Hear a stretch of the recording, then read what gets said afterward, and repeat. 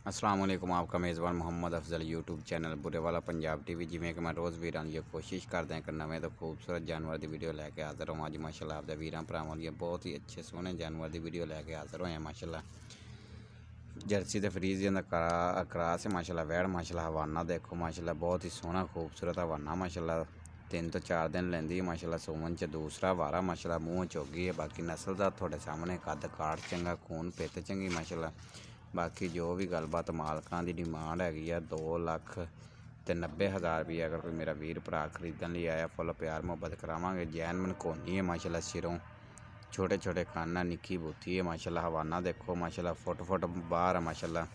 थब्बे वाला हवाना माशाअल्लाह इस वैड़ नूं लग्या होया माशाअल्लाह। मालकां की डिमांड हैगी है 2,90,000 रुपये। अगर कोई मेरा वीर भरा खरीदन लिए आया फुल प्यार मुहब्बत करावांगे ताकि वैड़ बासानी खरीद सके माशाअल्लाह। चारे थना की वंड वेखो माशाअल्लाह। मरले मरले की वंड रोग रोग का थन लग्या माशाअल्लाह इस वैड़ नूं माशाअल्लाह। बाकी नस्ल का थोड़े सामने कद काठ चंगा खून पित चंगी माशाअल्लाह। 2,90,000 रुपये मालकां की डिमांड हैगी है कि जो मेरा वीर भरा खरीदन लिए आया फुल प्यार मुहब्बत करावांगे। साडा राबता नंबर 0303 53 30 114 0303 53 30 114 यही साडा WhatsApp नंबर है राबता नंबर। इहदे नाल ही वीडियो का इख्तिताम करते हैं। अस्सलाम वालेकुम। पाकिस्तान जिंदाबाद।